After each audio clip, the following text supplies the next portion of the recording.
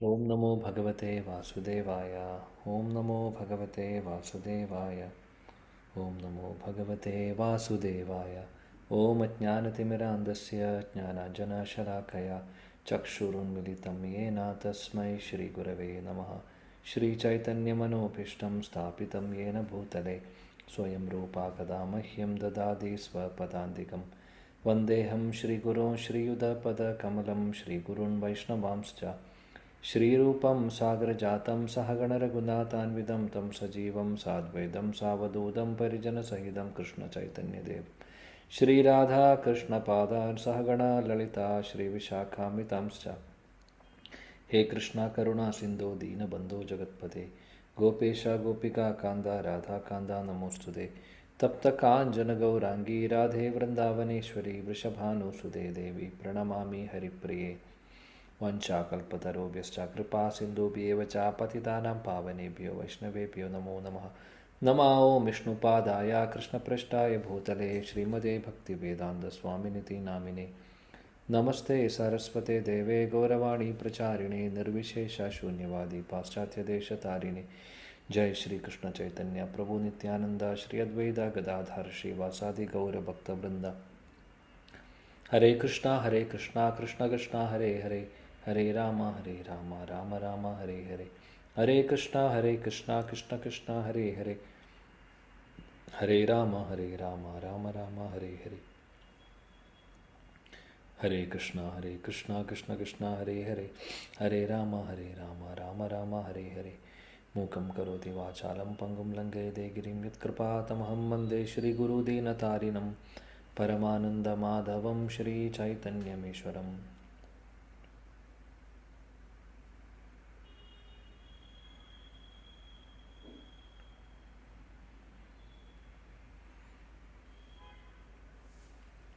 ഹരേ കൃഷ്ണ. എല്ലാ ഭക്തർക്കും എൻ്റെ വിനീതമായ പ്രണാമം.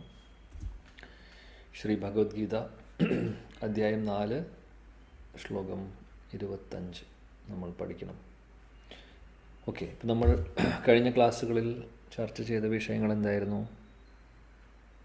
കർമ്മം, പലതരത്തിലുള്ള കർമ്മം അല്ലെ, അകർമ്മം വികർമ്മം, അതേപോലെ കർമ്മം എന്താണ് എന്നൊക്കെ, അതിൻ്റെ വ്യത്യാസങ്ങൾ എന്താണ് എന്നുള്ളതൊക്കെ നമ്മൾ പറഞ്ഞു.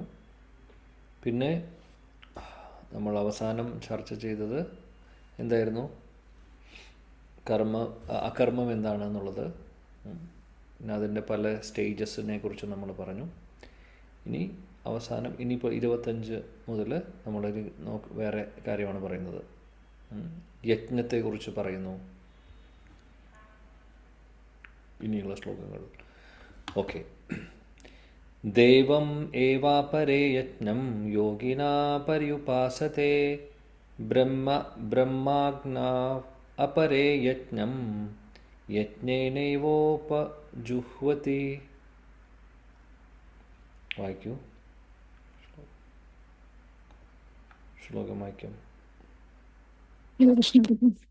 ദൈവമേവാപരേ യജ്ഞം യോഗിനാ പര്യുപാസത്തെ ബ്രഹ്മാജ്ഞാവപരേ യജ്ഞം യജ്ഞേനൈവോപജുഹ്വതി. കൃഷ്ണ പ്രഭു. ദൈവമേവാപരേ യജ്ഞം യോഗിനാ പര്യുപാസതേ ബ്രഹ്മജ്ഞാപരേ യജ്ഞം യജ്ഞേനൈവോപജുഹ്വതി. ഹരേ കൃഷ്ണ. ദൈവമേവാപരേ യജ്ഞം യോഗിനാ പര്യുപാസതേ ബ്രഹ്മാഗ്നൗ അപരേ യജ്ഞം യജ്ഞേനൈവോപജുഹ്വതി. ഹരേ കൃഷ്ണ. ഓക്കെ.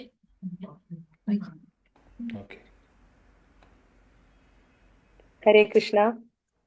ദൈവമേവാപരേ യജ്ഞം യോഗിനാ പര്യുപാസതേ ബ്രഹ്മാജ്ഞാവപരേ യജ്ഞം യജ്ഞാനൈവോപജുഹ്വതി.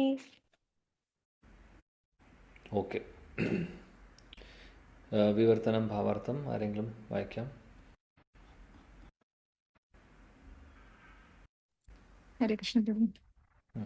ചില യോഗികൾ വിവിധ യജ്ഞങ്ങളാൽ ദേവന്മാരെ യഥാവിധി ആരാധിക്കുന്നു. മറ്റു ചിലർ പരബ്രഹ്മ തേജസ്സിൽ യജ്ഞങ്ങൾ അർപ്പിക്കുന്നു. ഭാവാർത്ഥം. ശ്രീല പ്രഭാത് കി ജയ്. മുൻ പറഞ്ഞതുപോലെ കൃഷ്ണാവബോധത്തിലുള്ള കർത്തവ്യങ്ങൾ നിറവേറ്റുന്നതിൽ മുഴുകിയിരിക്കുന്ന ഒരാളെ മഹായോഗി എന്നോ ജ്ഞാനിവര്യനെന്നോ വിളിക്കാം. അപ്രകാരം ദേവന്മാർക്കുള്ള യജ്ഞങ്ങൾ അനുഷ്ഠിക്കുന്ന മറ്റു ചിലരുമുണ്ട്. കൂടാതെ ഭഗവാന്റെ അവ്യക്തിഗത ഭാവത്തെ, പരബ്രഹ്മത്തെ യജ്ഞങ്ങൾ കൊണ്ട് ഉപാസിക്കുന്നവരുമുണ്ട്. അങ്ങനെ പല വിഭാഗങ്ങളിലായി പലതരത്തിലുള്ള യജ്ഞങ്ങളുണ്ട്. പലതരത്തിലുള്ള യജ്ഞകർത്താക്കൾ ചെയ്യുന്ന പല വിഭാഗങ്ങളിലുള്ള യജ്ഞകർമ്മങ്ങൾ ഉപരിപ്ലവമായി മാത്രമേ വ്യത്യാസപ്പെടുന്നുള്ളൂ. വാസ്തവത്തിൽ യജ്ഞമെന്നുകൂടി പേരുള്ള വിഷ്ണു ഭഗവാനെ പ്രീണിപ്പിക്കാനുള്ളവയാണ് യജ്ഞങ്ങളെല്ലാം. പലവിധം യജ്ഞങ്ങളെ മുഖ്യമായി 2 വിഭാഗങ്ങളാക്കാം: ഭൗതിക സമ്പത്തിനായുള്ള യജ്ഞവും അതീന്ദ്രിയ ജ്ഞാനത്തിനായുള്ള യജ്ഞവും. കൃഷ്ണാവബോധമുള്ളവർ തങ്ങളുടെ സർവ്വ ഭൗതിക സമ്പത്തും ഭഗവത് പ്രീതിക്ക് വേണ്ടി അർപ്പിക്കുന്നു. മറ്റു ചിലർ ക്ഷണികങ്ങളായ ഭൗതിക സുഖങ്ങൾക്ക് വേണ്ടി ഇന്ദ്രൻ, സൂര്യൻ മുതലായ ദേവന്മാരെ സ്വന്തം ഭൗതിക സമ്പത്തുക്കളാൽ യജിക്കുന്നു.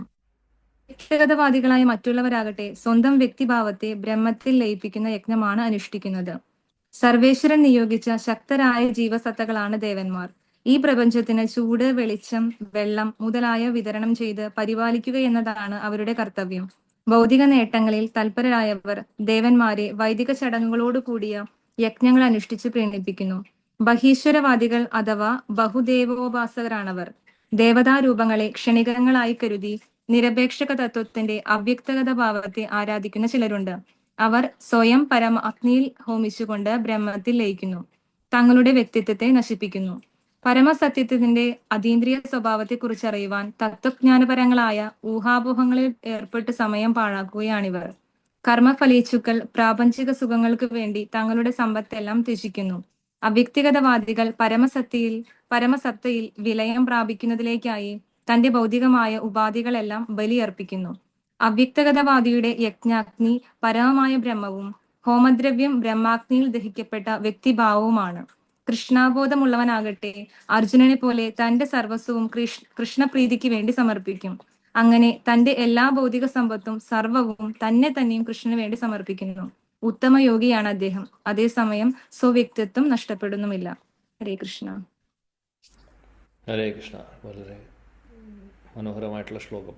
ഇവിടെ ഈ ഒരു ശ്ലോകം മുതൽ 25-ാമത്തെ ശ്ലോകം മുതൽ 33-ാമത്തെ ശ്ലോകം വരെ യജ്ഞങ്ങളെക്കുറിച്ചാണ് പറയുന്നത്. പലതരത്തിലുള്ള യജ്ഞങ്ങളുണ്ട് എന്നുള്ളതൊക്കെ പറയുന്നു.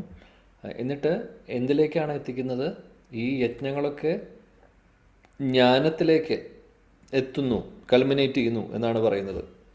ബേസിക്കലി ഈ ഒരു ചാപ്റ്ററിൻ്റെ ടൈറ്റിൽ തന്നെ എന്താണ്? അതീന്ദ്രിയ ജ്ഞാനം എന്നാണ്, അല്ലേ? അപ്പോൾ അതിനെക്കുറിച്ചാണ് പറയുന്നത്. അപ്പോൾ ഇവിടെ ഭഗവാൻ പല രീതിയിൽ എക്സ്പ്ലെയിൻ ചെയ്യുവാണ്. സോ ഈ യജ്ഞങ്ങളിലൂടെ അതീന്ദ്രിയ ജ്ഞാനത്തിലേക്ക് എത്തുവാൻ സാധിക്കുന്നു എന്നാണ് പറയുന്നത്. ഇനി ഇപ്പോൾ ഈ ഒരു ശ്ലോകത്തിൽ നമ്മൾ വായിച്ചത് 25-ാമത്തെ ശ്ലോകത്തിൽ ബേസിക്കലി 2 തരത്തിലുള്ള യജ്ഞങ്ങളാണ് പറയുന്നത്. എന്താണ്? ആദ്യത്തെ യജ്ഞം എന്ന് പറഞ്ഞു കഴിഞ്ഞാൽ ദേവന്മാരെ ആരാധിക്കുന്നത്, ഡെമിഗോഡ്സിനെ വർഷിപ്പ് ചെയ്യുന്നത്. രണ്ടാമത്തെ ബ്രഹ്മൻ വർഷിപ്പ് ചെയ്യുന്നത്. രണ്ടും എന്താണ് വ്യത്യാസം? ദേവന്മാരെ ആരാധിക്കുന്നത് എങ്ങനെയാണ്? കർമ്മയോഗികൾ, അല്ലെങ്കിൽ അവർ പല പല യജ്ഞങ്ങളും ചെയ്യുന്നു ദേവന്മാരുടെ പ്രീതിക്ക് വേണ്ടിയിട്ട്, ഭൗതികമായിട്ടുള്ള നേട്ടങ്ങൾക്കെല്ലാം വേണ്ടി, മെറ്റീരിയൽ സെൻസ് ഗ്രാറ്റിഫിക്കേഷന് വേണ്ടി അവർ ചെയ്യുന്നു. ഇനി ബ്രഹ്മൻ അല്ലെങ്കിൽ ബ്രഹ്മജ്യോതിയെ ആരാധിക്കുന്നവർ എന്നുള്ള സെക്കൻഡ് കാറ്റഗറിയാണ് ഇവിടെ പറയുന്നത്. അവരെ ജ്ഞാനിയോഗീസ് എന്ന് പറയും ബേസിക്കലി. ആദ്യം പറയുന്ന കൂട്ടർ കർമ്മയോഗികൾ. ജ്ഞാനയോഗികൾ എന്ന് പറഞ്ഞു കഴിഞ്ഞാൽ അവരൊന്നും കൂടെ നെക്സ്റ്റ് ലെവലാണ്, അല്ലേ? അവർ ദേവാരാധനയല്ല ചെയ്യുന്നത്, ബട്ട് ബ്രഹ്മനെയാണ് ആരാധിക്കുന്നത്. ഇവിടെ ഇവിടെ ഭഗവാൻ പറയുന്നു രണ്ട് ടൈപ്സ് ഓഫ് സാക്രിഫൈസസ് ആണ് പറയുന്നത്. ഇനി അടുത്ത ശ്ലോകത്തിലും ഇതിൻ്റെ എക്സ്പ്ലനേഷൻ വരുന്നുണ്ട്. ഓക്കെ, അപ്പോൾ ഇവിടെ ഭാവാർത്ഥത്തിൽ ശിലപ്രഭുജി പറയുന്നു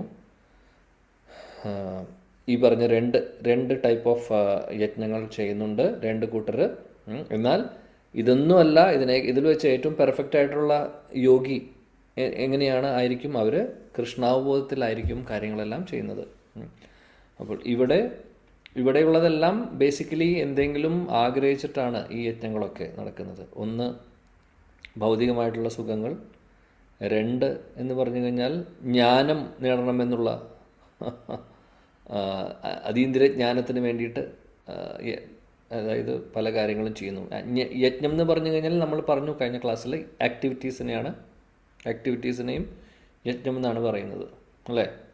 നമ്മൾ ചെയ്യുന്ന ഓരോ ഇപ്പോൾ ഈവൻ നമ്മുടെ ജപം എന്ന് പറയുന്ന ഒരു യജ്ഞമാണ്, അല്ലാതെ അഗ്നി ഉപയോഗിച്ചിട്ടുള്ള ഹോമവും യജ്ഞവും മാത്രമല്ല ഇവിടെ ഉദ്ദേശിക്കുന്നത്. ഓക്കെ, സോ ഇവിടെ ശിലപ്രഭാജി അതിനെ എക്സ്പാൻഡ് ചെയ്ത് പറയുന്നു. ദേവന്മാരെ ആരാധിക്കുന്നവർ, അങ്ങനെയുള്ളവർ ഭൗതികമായിട്ടുള്ള ബെനിഫിറ്റിന് വേണ്ടിയിട്ടാണ് അവർ ദൈവ ആരാധനകൾ ചെയ്യുന്നത്. അപ്പോൾ അവർ ഒരുപാട് ഈശ്വരന്മാരെ ആരാധിക്കുന്നു, ഒരുപാട് കാര്യങ്ങൾ ചെയ്യുന്നു, യജ്ഞങ്ങളും മറ്റുള്ള സാക്രിഫൈസസൊക്കെ അവർ ചെയ്യുന്നു. വേദങ്ങളിൽ പറഞ്ഞിട്ടുണ്ട്, നമുക്കറിയാം. വേദങ്ങൾ കൽപ്പത്തരു പോലെ ആയതുകൊണ്ട് ഇതെല്ലാം പറയുന്നുണ്ട് വേദങ്ങളിൽ. എന്നാൽ അതിനേക്കാൾ കുറച്ചും കൂടെ മുകളിലാണ് ആരുടെ സ്ഥാനം? ബ്രഹ്മവാദികൾ, അല്ലെങ്കിൽ ഇവിടെ പറയുന്ന നിർഗുണ ബ്രഹ്മവാദികൾ. അവരെ തന്നെ ഹോമത്തിൽ സമർപ്പിക്കുക, അതായത് ഉദ്ദേശിക്കുന്നത് അവരെ തന്നെ പൂർണ്ണമായിട്ടും അവരുടെ ഇൻഡിവിജ്വാലിറ്റിയെ സമർപ്പിക്കുന്നു. അവരുടെ ഇൻഡിവിജ്വാലിറ്റി എന്ന് പറഞ്ഞ് സമർപ്പിക്കുക എന്ന് പറഞ്ഞു ഉദ്ദേശിക്കുന്നത് എന്താണ്? അവർ ബ്രഹ്മജ്യോതിയിൽ ലയിക്കുക എന്നുള്ളതാണ്. അപ്പോൾ ബ്രഹ്മജ്യോതിയിൽ ലയിക്കുമ്പോൾ ഇൻഡിവിജ്വാലിറ്റി നഷ്ടപ്പെട്ടു അല്ലേ. ലയിക്കുക എന്ന് പറഞ്ഞു കഴിഞ്ഞാൽ നമുക്ക് പിന്നെ അവിടെ ഇൻഡിവിജ്വൽ എക്സിസ്റ്റൻസ് ഇല്ല. മെർജ് ചെയ്യുക എന്ന് പറഞ്ഞു കഴിഞ്ഞാൽ. അപ്പോൾ അവരുടെ രീതി അതാണ്. അവരുടെ യജ്ഞം എന്ന് പറയുന്നത് അവർ കാണുന്നത് പരബ്രഹ്മനെന്ന് അവർ കാണുന്നത് ബ്രഹ്മജ്യോതിയാണ്. ആ ബ്രഹ്മജ്യോതിയെ അവർ ആരാധിക്കുന്നു. അപ്പോൾ അതിന് വേണ്ടിയിട്ട് അവർ സ്വയം അവരുടെ ഇൻഡിവിജ്വാലിറ്റി തന്നെ അവർ സമർപ്പിക്കുകയാണ് ചെയ്യുന്നത് ആക്ച്വലി. എന്നാൽ ശിലപ്രഭാജി പറയുന്നു ഇതിപ്പോൾ 2 കാറ്റഗറി. എന്നാൽ അതിനേക്കാൾ മുകളിലാണ് ആരാണോ അവനവനെ പൂർണ്ണമായിട്ടും ഭഗവാന്റെ സർവീസിൽ ഉപയോഗിക്കുന്നത്, എല്ലാം ഭഗവാന്റെ സേവനങ്ങളിൽ ഉപയോഗിക്കുന്നത്, ഭഗവാന്റെ സന്തോഷത്തിന് വേണ്ടിയിട്ട് എന്തൊക്കെയാണ് ചെയ്യുന്നത് അതെല്ലാം നമ്മൾ ഉൾപ്പെടെ, നമ്മുടെ കയ്യിലുള്ളതും നമ്മുടെ പൊസഷൻസ് ആണെങ്കിൽ അത്, ഇല്ലെങ്കിൽ നമ്മളായിക്കോട്ടെ, എല്ലാം നമ്മൾ ഭഗവാന് സമർപ്പിക്കുമ്പോൾ, അതാണ് പൂർണ്ണമായിട്ട് സമർപ്പിക്കുമ്പോൾ അദ്ദേഹത്തിൻ്റെ സന്തോഷത്തിന് വേണ്ടി ഭഗവാനെ മാത്രം ആരാധിക്കുന്നു അല്ലേ. അവരാണ് ഏറ്റവും നല്ല യോഗികൾ എന്നാണ് പറയുന്നത്. യോഗിനാം അഭി സർവേഷാം മദ്ഗതേനന്തരാത്മന ശ്രദ്ധവാൻ ഭജതേ യോമാം സമേ യുക്തോ തമോ മതഃ. അടുത്ത ചാപ്റ്ററിൽ, 5ാമത്തെ ചാപ്റ്ററിൽ ഇതെല്ലാം പറഞ്ഞതിന് ശേഷം അവസാനം ഭഗവാൻ പറയുന്നുണ്ട്, എല്ലാ യോഗികളിലും വെച്ച് യോഗിനാം അപി സർവേഷം മത് ഗതേനന്തരാത്മന, ഭക്തിയോഗികളാണ് ഏറ്റവും ഉത്കൃഷ്ടമായിട്ടുള്ളത്. അവരുടെ സ്ഥാനമാണ് ഏറ്റവും വലുത്, അല്ലാതെ ജ്ഞാനയോഗിയല്ല, കർമ്മയോഗിയുമല്ല. അവരെക്കാൾ മുകളിലാണ് ഭക്തിയോഗി എന്ന് പറയുന്നത്. കാര്യം അവർ ഡയറക്റ്റ്ലി ഡിവോഷൻ സർവീസാണ് ചെയ്യുന്നത് അല്ലേ. അതാണ്. അപ്പോൾ അവിടെ ഭഗവാനോടുള്ള സ്നേഹം മാത്രമാണ്. ആ സ്നേഹത്തോട് കൂടിയിട്ട് സ്വന്തം പൂർണ്ണമായിട്ട് സ്വയം സമർപ്പിക്കുകയാണ് ചെയ്യുന്നത് ആക്ച്വലി. ഇവിടെ വേറെ ഒരു തരത്തിലും ഒരു ബെനിഫിറ്റും നമ്മുടെ ഇന്ദ്രിയ സുഖഭോഗങ്ങളോ അല്ലെങ്കിൽ ഒന്നും ബ്രഹ്മജ്യോതിയിലേക്ക് ലയിക്കണമെന്നോ അങ്ങനെയുള്ള ആഗ്രഹങ്ങളൊന്നുമില്ല. ഭഗവാനെ എന്നൊരു ഭാവത്തോടു കൂടി മാത്രമാണ് അവർ ചെയ്യുന്നത്. സോ അതാണ് ഫസ്റ്റ് ക്ലാസ് എന്നാണ് ശിലപ്രഭാജി ഇവിടെ പറയുന്നത്. ഓക്കെ, ഇനി ഇവിടെ 2 തരത്തിലുള്ള സാക്രിഫൈസസ് ആണ് പറഞ്ഞത്. 2 തരത്തിലുള്ള ആരാധനയെക്കുറിച്ചാണ് പറഞ്ഞത്. ഒന്ന് ദേവാരാധന, ഒന്ന് ബ്രഹ്മൻ ആരാധിക്കുന്നു. അപ്പോൾ ഒന്ന് കർമ്മയോഗികൾ ചെയ്യുന്നു, രണ്ടാമത്തെ ജ്ഞാനയോഗികളാണ് ചെയ്യുന്നത്. Okay, next 26. ശ്രോത്രാദിനിന്ദ്രിയാണ്യന്യേ സംയം ആഗ്നീഷു ജുഹ്വതി ശബ്ദാദിൻ വിഷയാൻ അന്യ ഇന്ദ്രിയാഗ്നീഷു ജുഹ്വതി.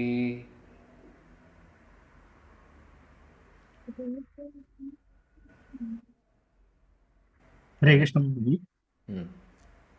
ശ്രോത്രാദീനേന്ദ്രിയാണ്യന്യേ സംയഗ്നീഷു ജുഹ്വതി ശബ്ദാദീന വിഷയാനന്യ ഇന്ദ്രിയാഗ്നീഷു ജുഹ്വതി. ഹരേ കൃഷ്ണ. ഹരേ കൃഷ്ണ. ശ്രോത്രാദീനിന്ദ്രിയാണേന്യാ സംയമാഗ്നീഷു ജുഹ്വതി ശബ്ദാദീൻ വിഷയാനന്യാ ഇന്ദ്രിയാഗ്നീഷു ജുഹ്വതി. ഹരേ കൃഷ്ണ. ഹരേ കൃഷ്ണ പ്രഭു. ശ്രോത്രാദീനിന്ദ്രിയാണിന്യേ സംശയാഗ്നിഷു ജുഹതി ശബ്ദാദീൻ വിഷയാനന്യ ഇന്ദ്രിയാഗ്നിഷു ജുഹതി. ഹരേ കൃഷ്ണ.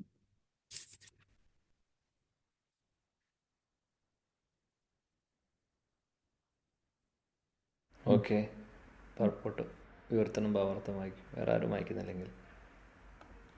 ഹരേ കൃഷ്ണ. ചിലർ കറകളഞ്ഞ ബ്രഹ്മചാരികൾ ആത്മസംയമനമാകുന്ന അഗ്നിയിൽ ശ്രവണ പ്രക്രിയകളെയും ഇന്ദ്രിയങ്ങളെയും ഹോമിക്കുന്നു. മറ്റു ചിലർ ആത്മനിയന്ത്രണം കൈവരിച്ച ഗൃഹസ്ഥർ ഇന്ദ്രിയ വിഷയങ്ങളെ ഇന്ദ്രിയമാകുന്ന അഗ്നിയിൽ ഹോമിക്കുന്നു. ഭാവാർത്ഥം. ശ്രീല പ്രഭുപാദ് കി ജയ്. മാനവ സമുദായത്തിലെ 4 വിഭാഗങ്ങളിലെയും അംഗങ്ങളായ ബ്രഹ്മചാരി, ഗൃഹസ്ഥൻ, വാനപ്രസ്ഥൻ, സന്യാസി ഇവരെല്ലാം തികഞ്ഞ യോഗികളോ അതീന്ദ്രിയാത്മാക്കളോ ആകേണ്ടവരാണ്. മനുഷ്യജീവിതം മൃഗങ്ങൾക്കെന്ന പോലെ ഇന്ദ്രിയ സുഖലോഭത്തിനു വേണ്ടിയുള്ളതല്ല. മനുഷ്യജീവിതത്തിലെ ഈ 4 ആശ്രമങ്ങൾ ഒരാൾക്ക് ആത്മീയ ജീവിതത്തിൽ പൂർണ്ണത കൈവരിക്കാൻ വേണ്ടി സംവിധാനം ചെയ്തിട്ടുള്ളതാണ്. ബ്രഹ്മചാരികൾ അഥവാ വിദ്യാർത്ഥികൾ വിശ്വാസ്യനായ ഒരു ഗുരുവിന്റെ മേൽനോട്ടത്തിൽ ഇന്ദ്രിയ സുഖങ്ങൾ ഉപേക്ഷിച്ച് മനോനിയന്ത്രണം ചെയ്യുന്നു. കൃഷ്ണാവബോധപരമായ വാക്കുകൾ മാത്രമേ ഒരു ബ്രഹ്മചാരി ചെവിക്കൊള്ളാവൂ.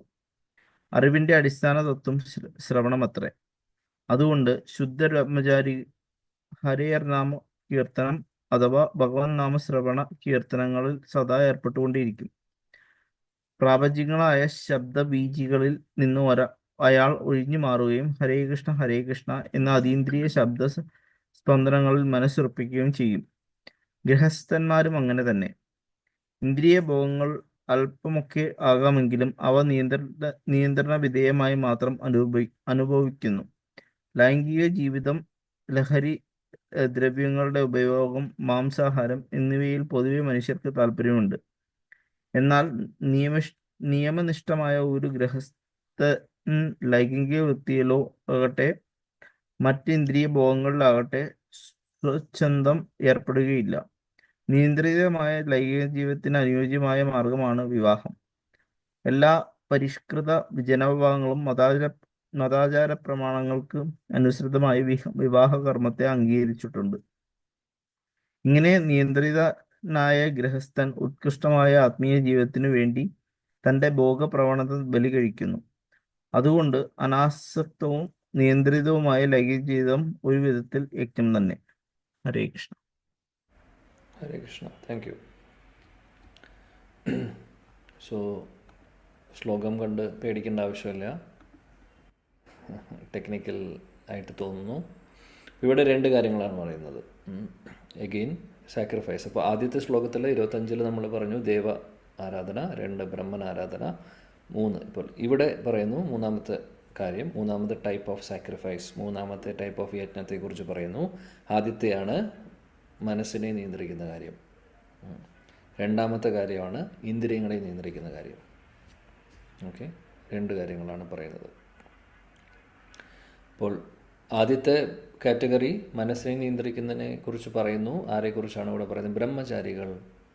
ബ്രഹ്മചാരികൾ അവരുടെ ഇന്ദ്രിയങ്ങളെ പൂർണ്ണമായിട്ടും നിയന്ത്രിക്കുന്നു. ബ്രഹ്മചാരികളുടെ കാര്യം നമുക്ക് എക്സ്പ്ലനേഷൻ്റെ ആവശ്യമില്ല, എല്ലാവർക്കും അറിയാം. ഇനി ഗൃഹസ്ഥർ എന്താണ് ചെയ്യുന്നത്? അവർ ഇവിടെ ഇങ്ങനെ ടെക്നിക്കലായിട്ട് കൊടുത്തിട്ടുള്ളത് എന്താണെന്ന് വെച്ചാൽ അത് കണ്ടിട്ട് നമ്മൾ പേടിക്കേണ്ട ആവശ്യമില്ല. അതായത് ഇവർ പറയുന്നു ഇവിടെ കേൾക്കുന്നത് ശ്രവണം, അവർ ശ്രവണം എന്ന് പറയുന്ന യജ്ഞം ചെയ്യുന്നു. അങ്ങനെ അവരുടെ ഇന്ദ്രിയങ്ങളെ മനസ്സാകുന്ന അഗ്നിയിൽ സമർപ്പിക്കുന്നു എന്ന് പറയുന്നതിൻ്റെ ഉദ്ദേശം സിമ്പിളാണ്. എന്താണ് അവിടെ ഉദ്ദേശിക്കുന്നതെന്ന് വെച്ചാൽ ശ്രവണത്തിലൂടെ ഭഗവാനെക്കുറിച്ചുള്ള ശ്രവണം, ഭഗവാനെക്കുറിച്ചുള്ള കഥകളും നാമവും ഒക്കെ ആ ഒരു പ്രോസസ്സിലൂടെ അവർ പൂർണ്ണമായിട്ടും അവരുടെ മനസ്സിനെ നിയന്ത്രിക്കുന്നു എന്നാണ് ഉദ്ദേശിക്കുന്നത്. രണ്ടാമത്തെ കാറ്റഗറി ആയിട്ടുള്ള ഗൃഹസ്ഥരെ കുറിച്ച് പറയുന്നു. ബ്രഹ്മചാരി, ഗൃഹസ്ഥർ, രണ്ട് കാറ്റഗറിക്കാരെ കുറിച്ചാണ് ഇവിടെ പറയുന്നത്. അതിനു മുമ്പുള്ളതിൽ ആരെക്കുറിച്ചാണ് പറഞ്ഞത്? ഏത് ടൈപ്പ് ഓഫ് യോഗികളെ കുറിച്ചാണ് പറഞ്ഞത്? 25 കർമ്മയോഗി, ജ്ഞാനയോഗി. കർമ്മയോഗി, ജ്ഞാനയോഗി. ഇവിടെ ബ്രഹ്മചാരി, ഗൃഹസ്ഥ. ഓക്കെ. അപ്പോൾ ബ്രഹ്മചാരിമാരെ അവർ ചെയ്യുന്നത് ഇന്ദ്രിയങ്ങളെ നിയന്ത്രിക്കുന്ന കാര്യം പറയുന്നു. അതേപോലെ ഗൃഹസ്ഥരും. ശ്രീല പ്രഭുപാദി അത് വിശദമായിട്ട് ഇവിടെ പറയുന്നു. അദ്ദേഹം എന്താ പറയുന്നത്?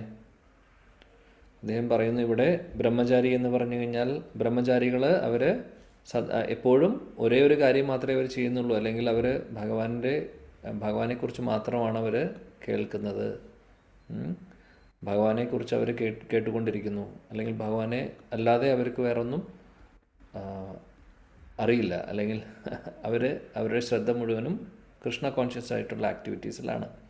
അതാണ് പറയുന്നത്. അപ്പോൾ അങ്ങനെ പ്യുവറായിട്ടുള്ള ബ്രഹ്മചര്യം ഫോളോ ചെയ്യുന്നവർ അവരെപ്പോഴും ഹരേർ നാമാനുകീർത്തനം ചെയ്തുകൊണ്ടിരിക്കുന്നു. അങ്ങനെ അവർ അതിലൂടെ ഹരേകൃഷ്ണ മഹാമന്ത്രത്തിലൂടെയും ഭഗവാനെക്കുറിച്ചുള്ള ശാസ്ത്രങ്ങൾ പഠിച്ചും, അല്ലെങ്കിൽ കൃഷ്ണ കോൺഷ്യസ്ലി അവർ ഫുള്ളി എൻഗേജ്ഡ് ആയിട്ടിരിക്കുമ്പോൾ അവരുടെ ശ്രവണത്തെ, അവരുടെ ചെവിയും അവരുടെ മറ്റുള്ള ഇന്ദ്രിയങ്ങളെയൊക്കെ പൂർണ്ണമായിട്ടും അവർ കൺട്രോൾ ചെയ്യുന്നു. അതാണ് പറയുന്നത്. രണ്ടാമത്തെ കാറ്റഗറി ഗൃഹസ്ഥരെ കുറിച്ച് പറയുന്നു. അവരെങ്ങനെയാണ്? അവരുടെ സാക്രിഫൈസ് എന്താണ്? ബ്രഹ്മചാരിമാരെ സംബന്ധിച്ച് അവർ എല്ലാം സാക്രിഫൈസ് ചെയ്യുന്നു. അവർക്ക് അവിടെ ലൈസൻസ് ഇല്ല പല കാര്യങ്ങൾക്കും. ഗൃഹസ്ഥരാകുമ്പോൾ അവിടെ ചില കാര്യങ്ങൾക്ക് ലൈസൻസ് വരുന്നു. ഉദാഹരണത്തിന് ഇവിടെ പറയുന്ന റെഗുലേറ്റഡ് ആയിട്ടുള്ള സെക്സ് ലൈഫ് എന്ന് പറയുന്നത്, അത് ഗൃഹസ്ഥാശ്രമത്തിലെ ഒരു ലൈസൻസാണ് ആക്ച്വലി. എന്നാൽ ബ്രഹ്മചാരിമാർക്ക് ആ ലൈസൻസ് ഉണ്ടോ, അല്ലെങ്കിൽ ബ്രഹ്മചാരിമാർക്ക് അത് ചെയ്യാൻ സാധിക്കുമോ? ഇല്ല. റെസ്ട്രിക്റ്റഡ് ആയിട്ടുള്ള സെക്സ് ലൈഫ് പോലും അവർക്ക് പാടില്ല. കാര്യം അത് ആ ഒരു ആശ്രമത്തിൻ്റെ രീതി അങ്ങനെയാണ്. കംപ്ലീറ്റ്ലി റിസ്ട്രെയിൻ ചെയ്യുക, കംപ്ലീറ്റ്ലി എല്ലാവിധ സെൻസ് ഗ്രാറ്റിഫിക്കേഷനിൽ നിന്നും അവർ റീസ്ട്രെയിൻ, അല്ലെങ്കിൽ അതിനെ കൺട്രോൾ ചെയ്യുന്ന എല്ലാ സെൻസസിനെയും മനസ്സിനെയും പൂർണ്ണമായിട്ടും കൺട്രോൾ ചെയ്യുന്ന ഒരവസ്ഥയാണ് ബ്രഹ്മചാരി ആശ്രമത്തിൽ. ഇവിടെ അപ്പോൾ അതൊരു സാക്രിഫൈസാണ്. ബിക്കോസ് അവരുടെ സെൻസസ് അവരെന്താ ചെയ്യുന്നത്? They are using in Krishna service. എപ്പോഴും ഭഗവാനെക്കുറിച്ച് കേൾക്കുന്നു, ജപിക്കുന്നു, കീർത്തനം ചൊല്ലുന്നു. സോ അവരുടെ സെൻസസിനെ എൻഗേജ് ചെയ്തുകൊണ്ടിരിക്കുകയാണ് ഭഗവാന്റെ സർവീസിൽ. അപ്പോൾ ആ ഒരു സാക്രിഫൈസാണ് അവിടെ പറയുന്നത്. രണ്ടാമത്തെ ഗൃഹസ്ഥരെക്കുറിച്ച് അവരുടെ സാക്രിഫൈസ് എന്താണെന്ന് വെച്ചാൽ, ബേസിക്കലി ഗൃഹസ്ഥ ആശ്രമം എന്ന് പറയുന്നത് തന്നെ ഒരു തരത്തിലൊരു സാക്രിഫൈസാണ് എന്നാണ് ഇവിടെ പറയുന്നത്. എന്താണ് കാരണം എന്ന് വെച്ചാൽ, അൺറെസ്ട്രിക്റ്റഡ് ആയിട്ടുള്ള സെക്ഷ്വൽ ലൈഫ് ഉണ്ടാവില്ല. ഇപ്പോൾ മാരീഡ്, ഇപ്പം കല്യാണം കഴിക്കുക എന്ന് പറഞ്ഞല്ലെന്നല്ല, കല്യാണം കഴിക്കുന്ന ഒരു വ്യക്തിയാണ് കല്യാണം കഴിക്കുന്നത്, ഒരാളെ, അല്ലേ? ഒരു പുരുഷനും ഒരു സ്ത്രീയും വിവാഹം കഴിക്കുന്നു പ്രോപ്പറായിട്ടുള്ള വിധിപ്രകാരം. അങ്ങനെ സംഭവിച്ചില്ലെങ്കിൽ എന്താണ്? അൺറെസ്ട്രിക്റ്റഡ് ആയിരിക്കും മെയിൽ ഫീമെയിൽ ഇൻട്രാക്ഷൻസ്. ഇപ്പോൾ ലോകത്ത് നടന്നുകൊണ്ടിരിക്കുന്ന സംഭവങ്ങൾ ആക്ച്വലി ആസ് പെർ ശാസ്ത്ര അത് നിഷിദ്ധമായിട്ടുള്ള കാര്യമാണ്. അത് ചെയ്യാൻ പാടില്ലാത്ത കാര്യമാണ് ശരിക്കും. സോ മാരേജ് എന്ന് പറയുന്നത്, വിവാഹം എന്ന് പറയുന്നത് ആക്ച്വലി ഒരു ലൈസൻസാണ്. എന്തിന്? റെസ്ട്രിക്റ്റഡ് സെൻസ് ഗ്രാറ്റിഫിക്കേഷനുള്ള ഒരു ലൈസൻസാണ്. കാര്യം ഈ ഒരു ആശ്രമത്തിൽ സ്ത്രീ പുരുഷൻ തമ്മിലുള്ള റിലേഷൻ കൂട്ടത്തിൽ മറ്റുള്ള സെൻസ് ഗ്രാറ്റിഫിക്കേഷനും വരുന്നു. ഉദാഹരണത്തിന് ജോലിക്ക് പോകുന്നു, അല്ലെങ്കിൽ പൈസ ഉണ്ടാക്കുന്നു, പല സെൻസ് ഗ്രാറ്റിഫിക്കേഷനുള്ള ചാൻസസ് ഉണ്ട് അവിടെ ആക്ച്വലി. അപ്പോൾ അതുകൊണ്ട് ഗൃഹസ്ഥാശ്രമം എന്ന് പറയുന്നത് ഫുള്ളി എല്ലാ സെൻസസും നമ്മൾ കൺട്രോൾ ശരിക്കും ചെയ്തില്ലെങ്കിൽ അപകടം നിറഞ്ഞ ഒരവസ്ഥയാണ് ആക്ച്വലി. അതുകൊണ്ടാണ് ഗൃഹസ്ഥ എന്നും ഗൃഹമേധി എന്ന് പറഞ്ഞ രണ്ട് കാറ്റഗറൈസേഷൻ പറയും. ഗൃഹമേധിയും ഗൃഹസ്ഥയും. ആക്ച്വലി എന്താണ് ഗൃഹമേധി എന്ന് പറഞ്ഞു കഴിഞ്ഞാൽ? ഗൃഹമേധി എന്ന് പറഞ്ഞു കഴിഞ്ഞാൽ വിവാഹ ജീവിതത്തിലുള്ള വ്യക്തിയായിരിക്കും, പക്ഷേ ഫുള്ളി ആ ഒരു ലൈഫിൻ്റെ ഉദ്ദേശം അവർക്ക് എൻജോയ്മെൻറ്റ് മാത്രം എന്ന് ചിന്തിക്കുന്നവർ, ഫുൾ എൻജോയ്മെൻറ്റ് മാത്രം. അവിടെ വേദശാസ്ത്രങ്ങൾക്ക് പ്രാധാന്യമൊന്നും കൊടുക്കാതെ ഹ്യൂമൻ ലൈഫിൻ്റെ അല്ലെങ്കിൽ ഈ ഒരു ശരീരത്തിൻ്റെ ഈ നമ്മുടെ ഓരോരുത്തരുടെ എക്സിസ്റ്റൻസിൻ്റെ പർപ്പസ് എൻജോയ്മെൻ്റ് ആണെന്ന് വിചാരിച്ച് അവർ വിവാഹം കഴിച്ചിട്ടുണ്ടാവും, പക്ഷേ കംപ്ലീറ്റ്ലി എൻജോയ്മെൻറ്റ് മെൻറ്റാലിറ്റിയിലായിരിക്കും. അങ്ങനെയുള്ളവർ ഗൃഹമേധി എന്ന് പറയും. ഗൃഹസ്ഥരെന്ന് പറഞ്ഞു കഴിഞ്ഞാൽ എന്താണെന്ന് വെച്ചാൽ ആക്ച്വലി അവർ മാരേജ് റിലേഷൻഷിപ്പിലുണ്ട്, ബട്ട് സ്റ്റിൽ അൺറെസ്ട്രിക്റ്റഡ് ആയിട്ടുള്ള സെൻസ് ഗ്രാറ്റിഫിക്കേഷൻ അവർ ചെയ്യുന്നില്ല. കൂട്ടത്തിൽ കാര്യം എങ്ങനെയാണ്, അവർ ഭഗവാനെ കേന്ദ്രീകരിച്ചിട്ട് അല്ലെങ്കിൽ ഭഗവാനെ നടുക്ക് നിർത്തിക്കൊണ്ടാണ് അവരുടെ എല്ലാ ആക്ടിവിറ്റീസും. വിവാഹം കഴിഞ്ഞിട്ടുണ്ട്, പക്ഷേ സെൻട്രൽ ആരാണ്? ഭഗവാനാണുള്ളത്. അപ്പോൾ അങ്ങനെ ഇപ്പോൾ നമ്മൾ ഓരോരുത്തരും ആക്ച്വലി അങ്ങനെയൊരു ഗൃഹസ്ഥാശ്രമത്തിൽ ഇരിക്കാനാണ് നമ്മൾ ശ്രമിച്ചുകൊണ്ടിരിക്കുന്നത്. കാര്യം നമ്മൾ ഭഗവാനെ സെൻറ്ററിൽ വെച്ച് ഭഗവാനെ സെർവ് ചെയ്യാൻ ശ്രമിച്ചുകൊണ്ടിരിക്കുകയാണ് പല രീതിയിലൂടെ, അല്ലേ? സോ ഇത് ചെയ്തില്ലെങ്കിൽ എന്താണ്, ഫുൾ സെൻസ് ഗ്രാറ്റിഫിക്കേഷൻ മാത്രമാവും. അപ്പോൾ ഒരുപക്ഷെ നമ്മുടെ ഈ പറയുന്ന ഹരേകൃഷ്ണ പ്രസ്ഥാനത്തിൽ അല്ലെങ്കിൽ കൃഷ്ണ കോൺഷ്യസ്നസ്സിലേക്ക് വരുന്നേക്കാൾ മുമ്പ് നമ്മുടെ അവസ്ഥ എന്തായിരുന്നു എന്ന് ചോദിച്ചു കഴിഞ്ഞാൽ നമുക്ക് ഡയറക്റ്റ്ലി പറയാം, അതാണ് ഗൃഹമേധി ഡെഫിനിഷൻ. വേറെ ഒന്നും കൂടുതൽ അതിനെക്കുറിച്ച് പറയേണ്ട ആവശ്യമില്ല. ഗൃഹമേധികളായിരുന്നു നമ്മൾ. കാര്യം എന്താണ് ജീവിതത്തിൻ്റെ പർപ്പസ് എന്ന് അറിയുന്നുണ്ടായിരുന്നില്ല, അല്ലേ? എൻജോയ്മെൻറ്റ് മാത്രം.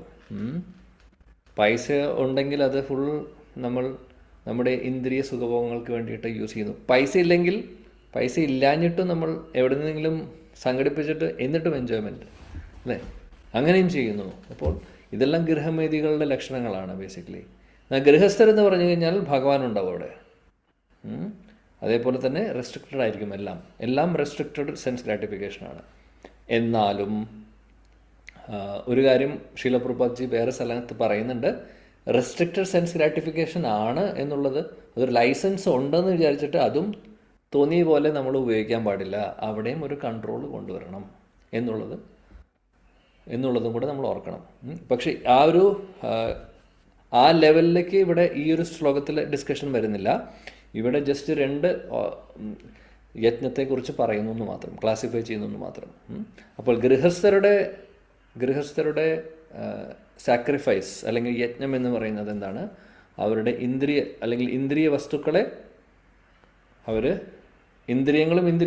ഇന്ദ്രിയങ്ങൾക്ക് ഇന്ദ്രിയ വസ്തുക്കളോടുള്ള ഒരു ആകർഷണമാണല്ലോ നമ്മളെ അട്രാക്ട് ചെയ്യിപ്പിക്കുന്നത്, അല്ലേ? സെൻസസിന് സെൻസ് ഒബ്ജക്ട്സിനോടുള്ള അട്രാക്ഷൻ. അപ്പോൾ അതിൽ ഒരു റെസ്ട്രിക്ഷൻ കൊണ്ടുവരുന്നു. അതാണ് ഗൃഹസ്ഥർ ചെയ്യുന്ന യജ്ഞം. അതാണ് ഇവിടെ പറയുന്നത്. ആക്ച്വലി ബ്രഹ്മചാരിമാരാണെങ്കിൽ അവരുടെ എല്ലാ ഇന്ദ്രിയങ്ങളും മനസ്സിനെയും അവർ നിയന്ത്രിക്കുകയാണ് കംപ്ലീറ്റ്ലി. അവിടെ ഒരു ലൈസൻസും ഇല്ല അവർക്ക്. ആക്ച്വലി അവർക്ക് ഒരു ഓപ്ഷനും ഇല്ല. എൻജോയ്മെൻ്റ് എന്ന് പറയുന്ന സെൻസ് എൻജോയ്മെൻ്റ് എന്ന് പറയുന്ന ഒരു ഓപ്ഷനും അവിടെ വരുന്നില്ല.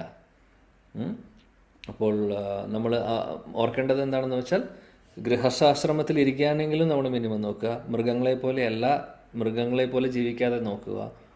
അതായത് വെറും ഇന്ദ്രിയ സുഖഭോഗങ്ങളാണ് നമ്മുടെ ജീവിതത്തിൻ്റെ ലക്ഷ്യമെന്ന് വിചാരിച്ച് നടക്കുന്ന കൂട്ടത്തിൽ ആവാതെ എല്ലാത്തിനും ഒരു റെസ്ട്രിക്ഷൻ കൊണ്ടുവന്ന് നമ്മൾ ശാസ്ത്രങ്ങളിൽ പറയുന്ന പോലെ, എന്നാൽ അതേ സമയത്ത് ഭഗവാനെ നമ്മൾ നടുക്ക് നിർത്തിക്കൊണ്ട് നമ്മുടെ ജീവിതത്തിലെ ഏറ്റവും പ്രധാനപ്പെട്ട വ്യക്തിയാക്കി ഭഗവാനെ മാറ്റിക്കൊണ്ട് നല്ലൊരു ഫാമിലി ലൈഫ് മെയിൻറ്റെയിൻ ചെയ്യുക എന്നുള്ളതാണ് നമ്മൾ ഓരോരുത്തരും ചെയ്യേണ്ടത്. ആക്ച്വലി ഫാമിലിയിലുള്ള എല്ലാവരും ഭഗവാന്റെ അംശങ്ങളാണ്, നമ്മളും അവരും എല്ലാവരും. സോ പരസ്പരം നമ്മൾ അങ്ങനെ അവരെ കണ്ടുകൊണ്ട് അവരുടെ ഉള്ളിലുള്ള ഭഗവാനെയും അല്ലെങ്കിൽ അവരുടെ ഉള്ളിലുള്ള ഭഗവാനെ കണ്ടുകൊണ്ട് നമ്മൾ ഒരു സേവനമാക്കി ഭഗവത് സേവനമാണെന്ന് ധരിച്ചുകൊണ്ട് മനസ്സിലാക്കിക്കൊണ്ട് സർവീസസ് ചെയ്യുക. അതാണ് പ്രോപ്പറായിട്ടുള്ള ഗൃഹസ്ഥാശ്രമം എന്ന് പറഞ്ഞു കഴിഞ്ഞാൽ.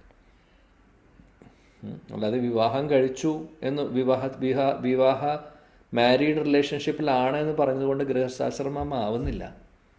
ആ ഗൃഹസ്ഥൻ എന്ന് പറഞ്ഞു കഴിഞ്ഞാൽ അല്ലെങ്കിൽ ആശ്രമം എന്ന് പറയുമ്പോൾ അതിന് ഇമ്പോർട്ടൻസ് ഉണ്ട്. ആക്ച്വലി ആശ്രമം എന്ന് പറഞ്ഞു കഴിഞ്ഞാൽ വെറുതെ എന്തിനെങ്കിലും ഈ ആശ്രമം എന്ന് വിളിക്കാൻ പറ്റില്ല. ആശ്രമം എന്ന് പറഞ്ഞാൽ there is some rules and regulations, അത് ഫോളോ ചെയ്യുന്ന സ്ഥലമാണ്.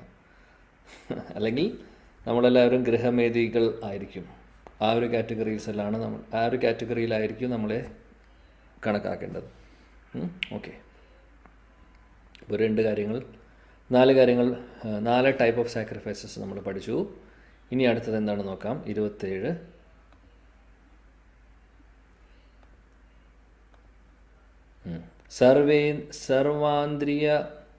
സർവാനിന്ദ്രിയ കർമാണി പ്രാണകർമാണി ചാപരേ ആത്മസംയമയോഗാഗ്നോ ജുഹ്വതി ജ്ഞാനദീപിതേ. വായിക്കാം. ഹരേ കൃഷ്ണ പ്രഭു. സർവാണീന്ദ്രിയകർമാണി പ്രാണകർമാണി ചാപരേ ആത്മസംയോഗയോഗാഗ്നോ ജുഹതി ജ്ഞാനദീപിതേ. ഹരേ കൃഷ്ണ. ഹരേ കൃഷ്ണ പ്രഭു. സർവാണീന്ദ്രിയ കർമാണി പ്രാണകർമാണി ചാപരേ ആത്മസംയമ യോഗാഗ്നോ ജുഹ്വതി ജ്ഞാനദീപിതേ. ഹരേ കൃഷ്ണ. ഹരേ കൃഷ്ണ ഹരേ പ്രഭു. കൃഷ്ണ. വായിച്ചു മതി. ഹരേ കൃഷ്ണ. സർവാണീന്ദ്രിയ കർമാണി പ്രാണകർമാണി ചാപരേ സംയമയോഗാഗ്നൗ ജുഹ്വതി ജ്ഞാനദീപിതേ. ഹരേ കൃഷ്ണ. ഹരേ കൃഷ്ണ. സർവാണീന്ദ്രിയ കർമാണി പ്രാണകർമാണി ചാപരേ ആത്മസംയമയോഗാഗ്നൗ ജുഹതി ജ്ഞാനദീപിതേ. ഹരേ കൃഷ്ണ. ഹരേ കൃഷ്ണ. സർവാണിന്ദ്രിയകർമാണി പ്രാണകർമാണി ചാപരേ ആത്മസംയമയോഗാഗ്നൗ ജുഹ്വതി ജ്ഞാനദീപിതേ. ഹരേ കൃഷ്ണ. ഹരേ കൃഷ്ണ. സർവാണിന്ദ്രിയ കർമാണി പ്രാണകർമാണി ചാപരേ ആത്മസംയമയോഗാഗ്നൗ ജുഹ്വതി ജ്ഞാനദീപിതേ. ഹരേ കൃഷ്ണ. ഹരേ കൃഷ്ണ.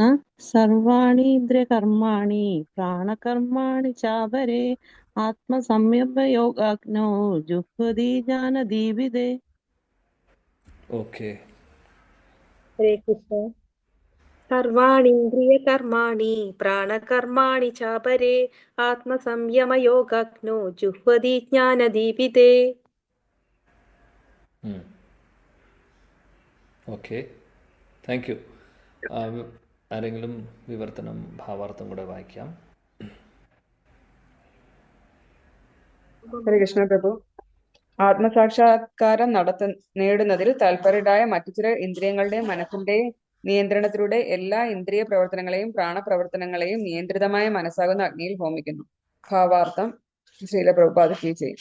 പതഞ്ജലിയുടെ യോഗ പദ്ധതിയാണ് ഇവിടെ സൂചിപ്പിക്കുന്നത്. പതഞ്ജല യോഗ സൂത്രത്തിൽ ആത്മാവിനെ പ്രത്യേകാത്മ പരാഗാത്മ എന്ന് 2 വിധത്തിൽ പറയുന്നുണ്ട്. ഇന്ദ്രിയ സുഖാകൃഷ്ടനായിരിക്കുമ്പോൾ ആത്മാവ് പരാഗാത്മാവ് എന്ന് വിളിക്കപ്പെടുന്നു. എന്നാൽ അതേ ആത്മാവ് ഇന്ദ്രിയ സുഖങ്ങളിൽ നിന്ന് പിന്തിരിയുമ്പോൾ പ്രത്യേകാത്മാവ് എന്നറിയപ്പെടുന്നു.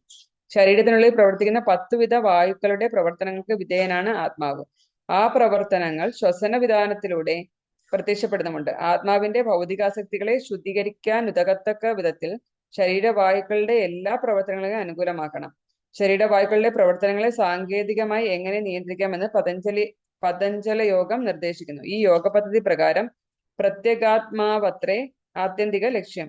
അതാകട്ടെ ഭൗതിക വിഷയങ്ങളിൽ നിന്നും തികച്ചും പിന്മാറലാണ് താനും. ഇന്ദ്രിയങ്ങളെല്ലാം അതാത് വിഷയങ്ങളിൽ പ്രവർത്തിക്കും. കണ്ണ് കാണുന്നതിൽ, ചെവി കേൾക്കലിൽ, മൂക്ക് മണക്കലിൽ, നാവ് ആസ്വാദനത്തിൽ, കൈ സ്പർശനത്തിൽ, അങ്ങനെ ഓരോന്നും ബാഹ്യ വിഷയങ്ങളിൽ ഏർപ്പെട്ടുകൊണ്ടേയിരിക്കും. ഇതെല്ലാം പ്രാണവായുവിന്റെ പ്രവർത്തനങ്ങളാണെന്ന് പറയപ്പെടുന്നു. അപാനവായു താഴോട്ട് പോകുന്നു. വ്യാനവായു വികാസ സങ്കോചങ്ങൾ ഉണ്ടാക്കുന്നു. സമാനൻ സമനില പാലിക്കുകയും ഉദാനൻ മേലോട്ട് പോവുകയും ചെയ്യുന്നു. ഇവയെല്ലാം ആത്മസാക്ഷാത്കാരത്തിന് ഉപയോഗപ്പെടുത്താം. Hare Krishna.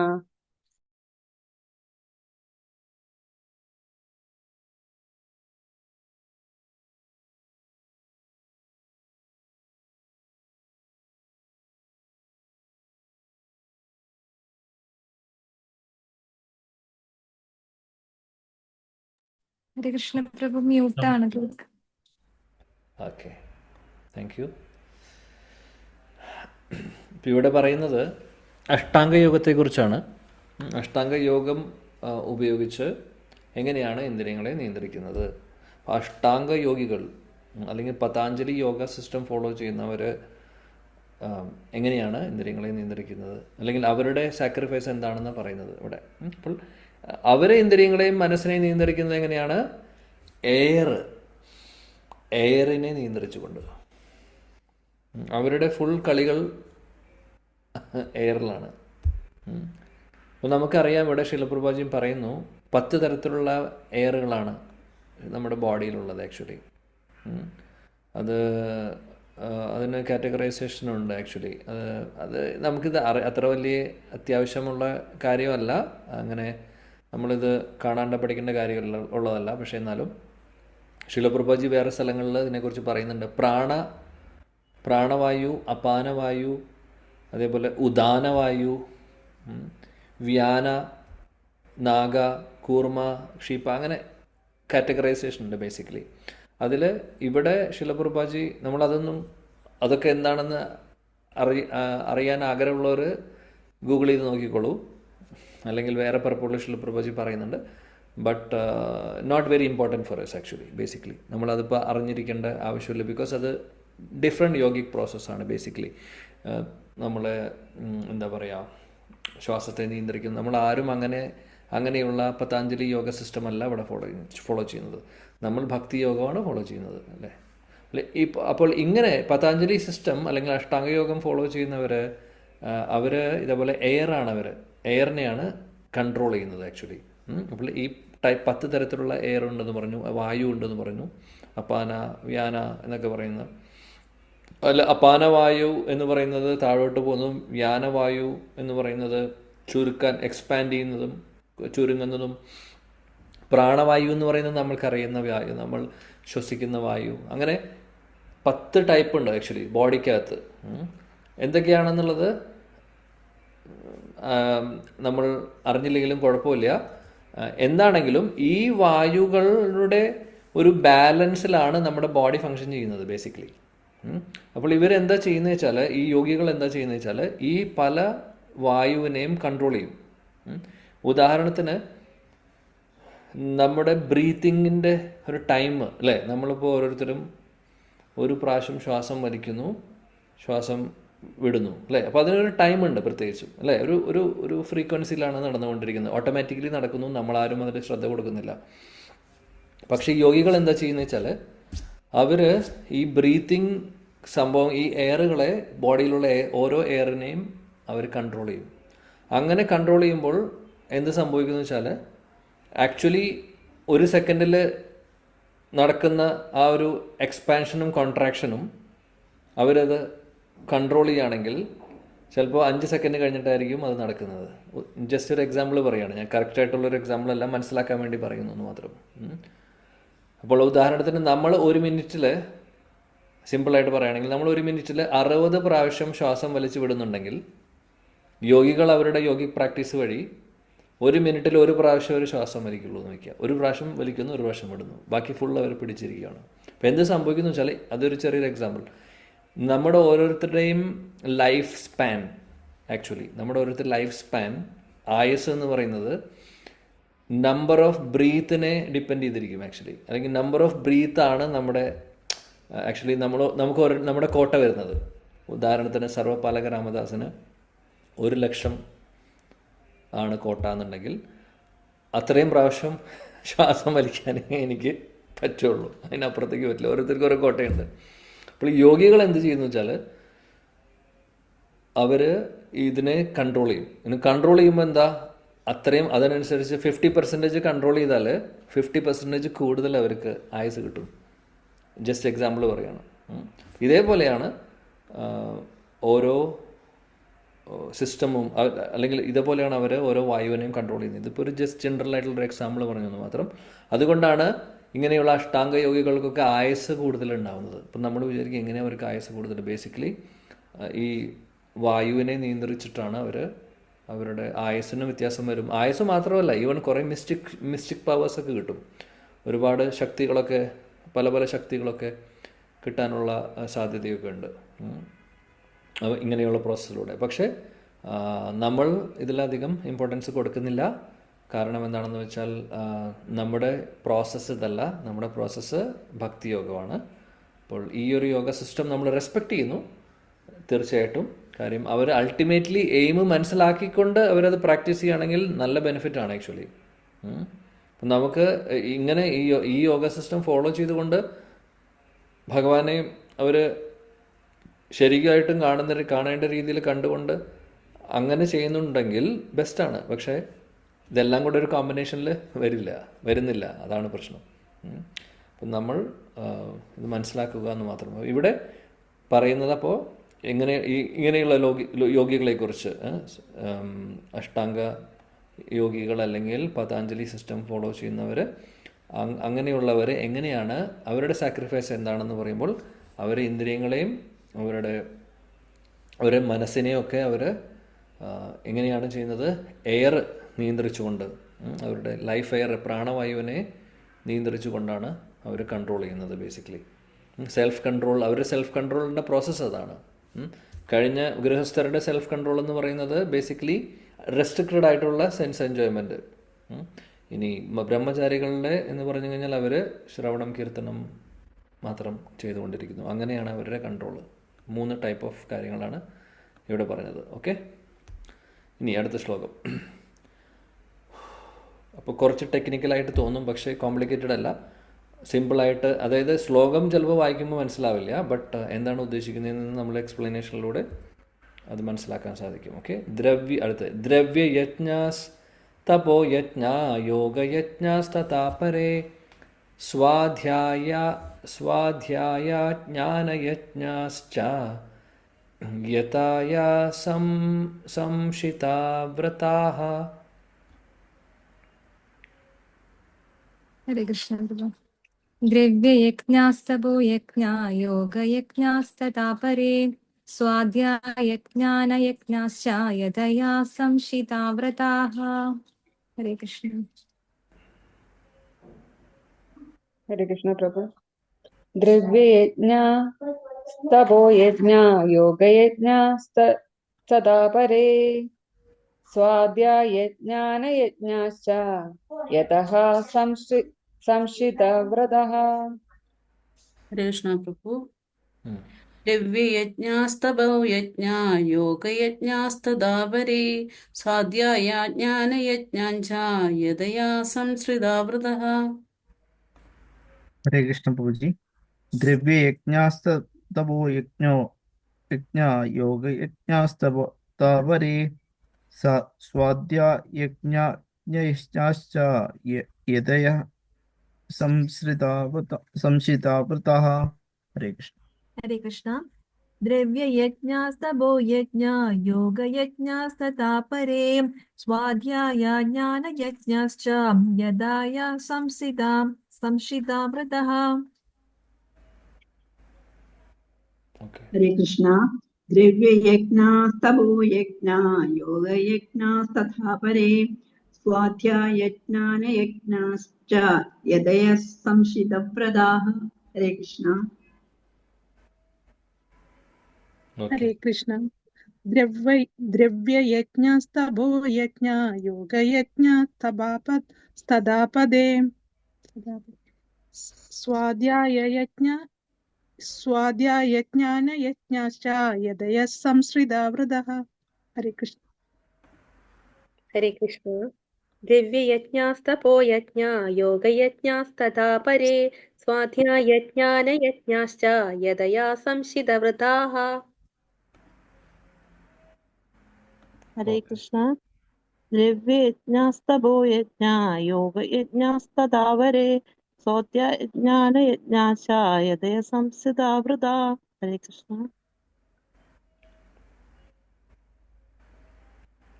Okay,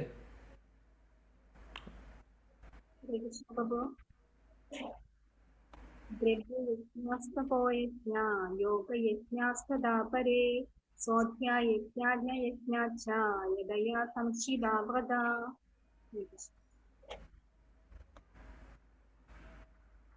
okay.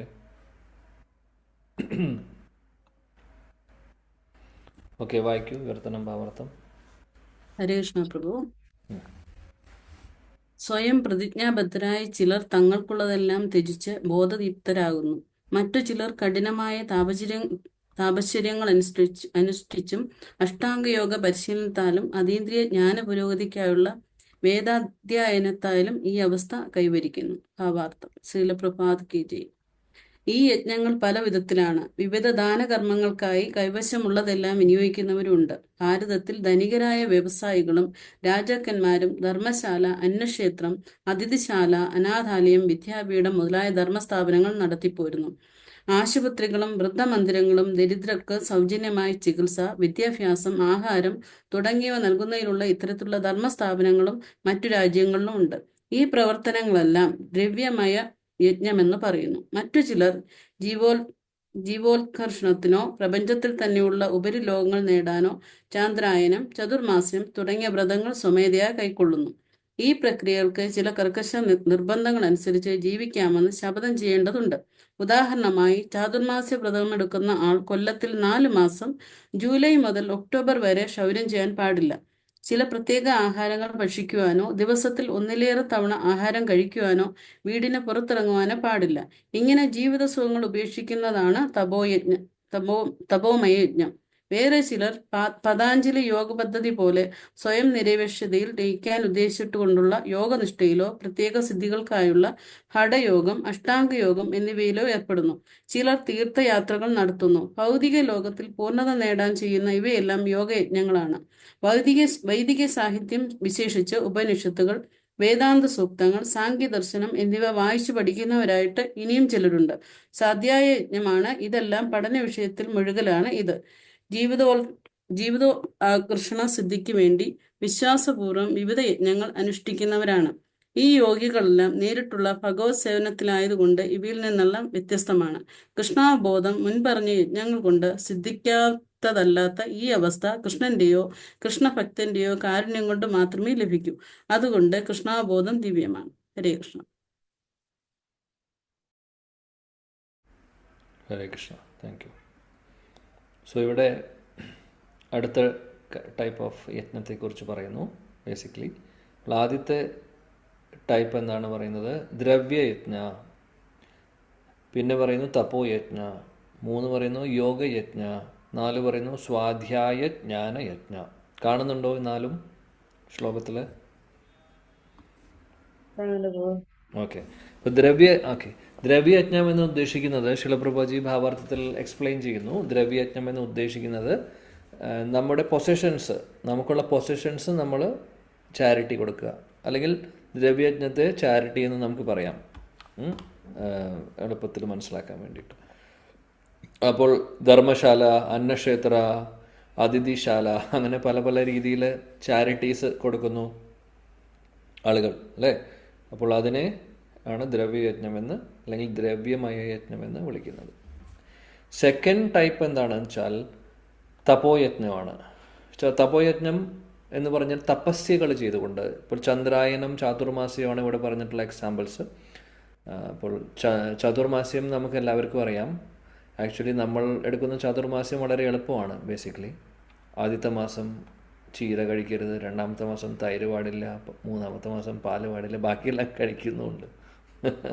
So പക്ഷേ അതിൻ്റെ അതായത് ചാതുർമാസ്യം കുറച്ചും കൂടി ഇൻറ്റൻസിറ്റിയോടുകൂടി ചെയ്യാൻ സാധിക്കും. ആക്ച്വലി നമ്മൾ ഏറ്റവും ലൈറ്റായിട്ടുള്ള ചാതുർമാസ്യമാണ് എടുക്കുന്നത് ബേസിക്കലി. സോ ഇവിടെ ചാതുർമാസ്യത്തിൽ ഷേവ് ചെയ്യാൻ പാടില്ല, പിന്നെ പല ഭക്ഷണ പദാർത്ഥങ്ങളും കഴിക്കരുത് എന്നൊക്കെ പറയുന്നു. ഒരു ദിവസത്തിൽ 1 പ്രാവശ്യം അല്ലെങ്കിൽ 2 പ്രാവശ്യത്തിനും കൂടുതൽ ഭക്ഷണം കഴിക്കില്ല. പിന്നെ ചന്ദ്രായന യജ്ഞം എന്ന് പറഞ്ഞു കഴിഞ്ഞാൽ അത് വളരെ ഓസ്റ്റിയറായിട്ടുള്ളതാണ്. ഞാൻ കഴിഞ്ഞ ക്ലാസ്സിൽ പറഞ്ഞിട്ടുണ്ടായിരുന്നു ഐന്ദ്രപ്രഭുവിനെ കുറിച്ച് പറഞ്ഞപ്പോൾ.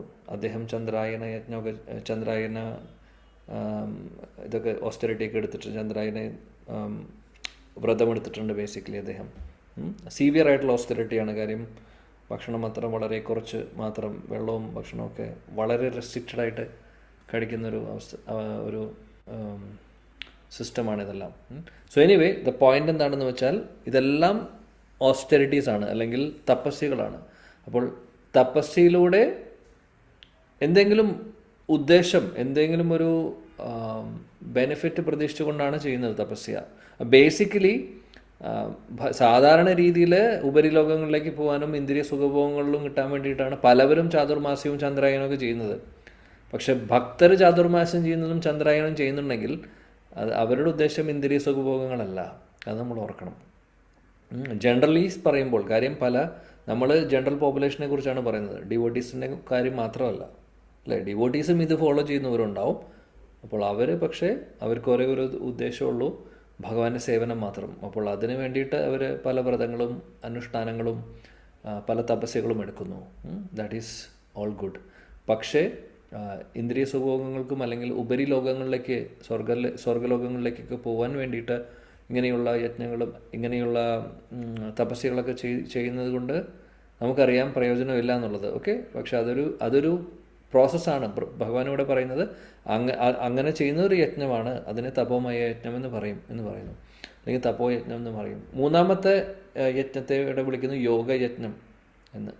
യോഗയജ്ഞത്തെക്കുറിച്ച് നമ്മൾ കഴിഞ്ഞ ശ്ലോകത്തിലും കുറച്ച് പറഞ്ഞു, പതാഞ്ജലി സിസ്റ്റത്തെക്കുറിച്ച്. ബേസിക്കലി വായുവിനെ നിയന്ത്രിക്കുന്നത് അഷ്ടാംഗ യോഗത്തിൽ ബേസിക്കലി വായുവിനെ കൺട്രോൾ ചെയ്യുന്നതാണ് വരുന്നത്. ആക്ച്വലി ബ്രീത്തിങ് നമ്മൾ പ്രാണായാമം എന്നൊക്കെ കേട്ടിട്ടുണ്ടല്ലേ. പ്രാണായാമം എന്നൊക്കെ പറയുന്നത് ബേസിക്കലി അഷ്ടാംഗ യോഗത്തിൻ്റെ ഒരു ഭാഗമാണ്. ഓക്കെ, അപ്പോൾ അതിനെ ആ ഒരു പ്രോസസ്സിനെ യോഗയജ്ഞം എന്ന് പറയുന്നു. ഇനി നാലാമത്തെ കാറ്റഗറിയാണ് സ്വാധ്യായ യജ്ഞം. സ്വാധ്യായ ജ്ഞാനയജ്ഞ. എന്താണ് ഉദ്ദേശിക്കുന്നത്? വേദശാസ്ത്രങ്ങൾ പഠിക്കുക എന്നുള്ളത്. വേദശാസ്ത്രങ്ങൾ പഠിക്കുക അതൊരു യജ്ഞം, ഇറ്റ്സ് എ കൈൻഡ് ഓഫ് യജ്ഞ. അപ്പോൾ അവിടെ ഉദ്ദേശിക്കുന്നത് എന്താണ്?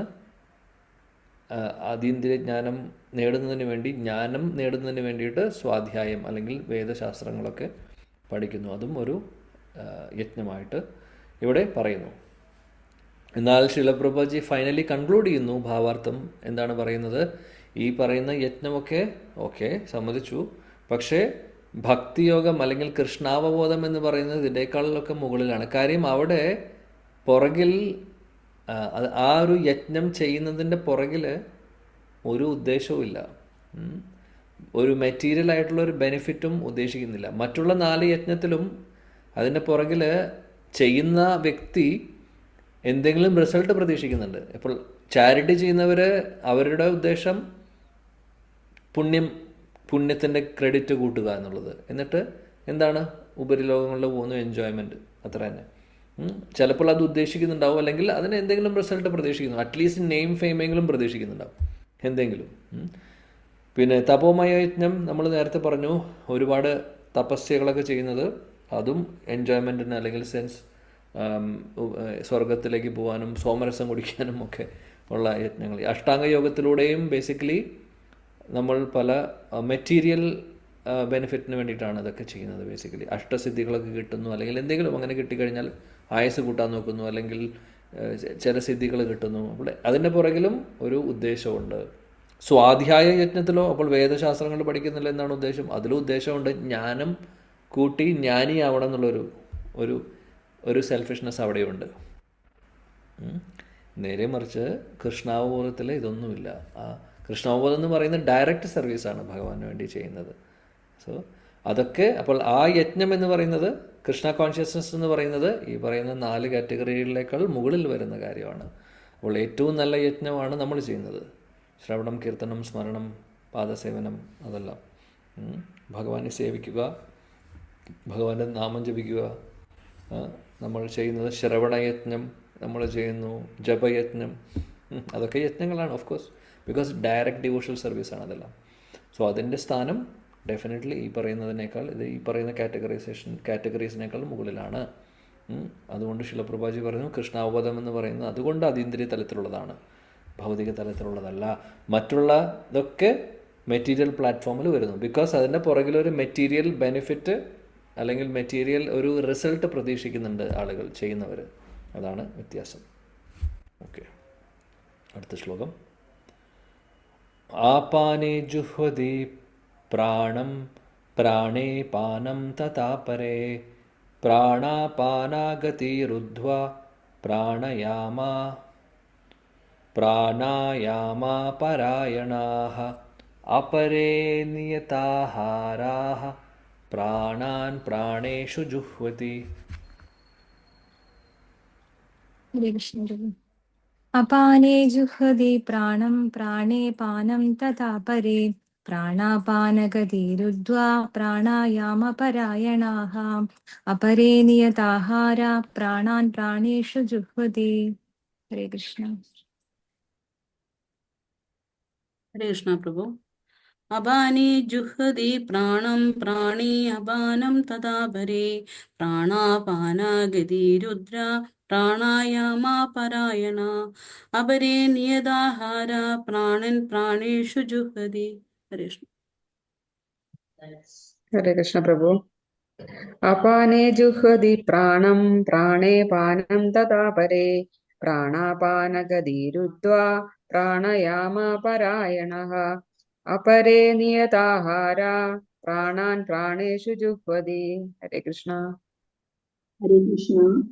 അപാനേ ജുഹ്വതി പ്രാണം പ്രാണേ പാനം തഥാ പരേ പ്രാണാപാനഗതി രുദ്ധ്വാ പ്രാണായാമപരായണ അപരേ നിയതാഹാര പ്രാണാൻ പ്രാണേഷു ജുഹ്വതി. ഹരേ കൃഷ്ണ. ഹരേ കൃഷ്ണ പ്രഭുജി. അപാനേ ജുഹ്വതി പ്രാണം പ്രാണേ പാനം തഥാ പരേ പ്രാണാപാനഗതി രുദ്ധ്വാ പ്രാണായ പരായണ അപരേ നിയതോഹാരഃ പ്രാണാൻ പ്രാണേഷു ജുഹ്വതി. ഹരേ കൃഷ്ണ. ഹരേ കൃഷ്ണ. അപാനേ ജുഹ്വതി പ്രാണം പ്രാണേ പാനം തഥാ പരേ പ്രാണാപാനഗതിരുദ്ധ്വാ പ്രാണായാമപരായണഃ അപാരേ നിയതാഹാരം പ്രാണാൻ പ്രാണേഷു ജുഹ്വതി. ഹരേ കൃഷ്ണ.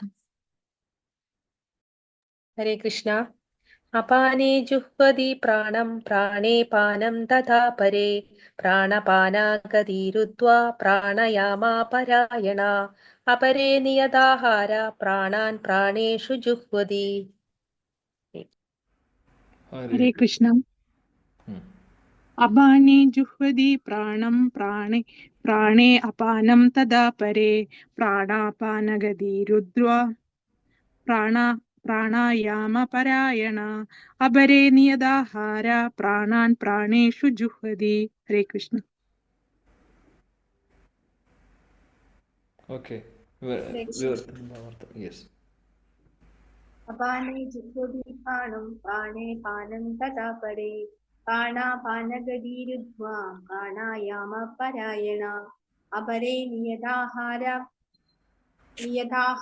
പ്രാണാൻ പ്രാണേഷു ജുഹ്വതി. Okay, thank you. വായിക്കൂ വിവർത്തനം ഭാവാർത്ഥം ആരെങ്കിലും.